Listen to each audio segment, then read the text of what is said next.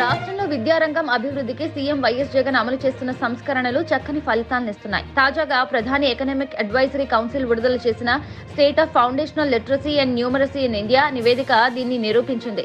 Council chairman doctor Bibek Debroy ఈ మేరకు నివేదికలు విడుదల చేశారు. ఫౌండేషన్ విద్య అందుబాటు అనే అంశంలో ఏపీ 38.5 స్కోర్తో దేశంలోనే అగ్రస్థానంలో ఉంది. రాష్ట్రంలో అక్షరాస్యత, ఇతర అంశాల్లో అగ్రస్థానంలో ఉన్న కేరళ ఈ విషయంలో మాత్రం ఏపీ కన్నా తక్కువగా 36.55 స్కోరు సాధించింది.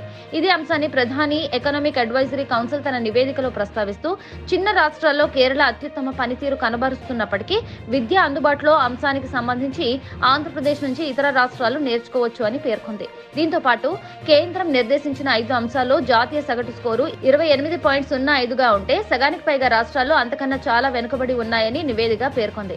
విద్య అందుబాటులో రాజస్థాన్ 25.67, గుజరాత్ 22.28, బీహార్ 18.23 స్కోర్ మాత్రమే సాధించాయి.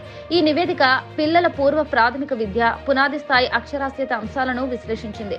పూర్వ ప్రాథమిక స్థాయిలో అక్షర, సంఖ్య జ్ఞానాలకు సంబంధించి చదవడం, రాయడం, గణిత నైపుణ్యాలు ఎలా ఉన్నాయో ఈ నివేదిక గమనంలోకి తీసుకుని చిన్న రాష్ట్రాలు, పెద్ద రాష్ట్రాలు, కేంద్రపాలిత ప్రాంతాల వారీగా అంశాల వారి స్కోరును పొందుపరిచింది.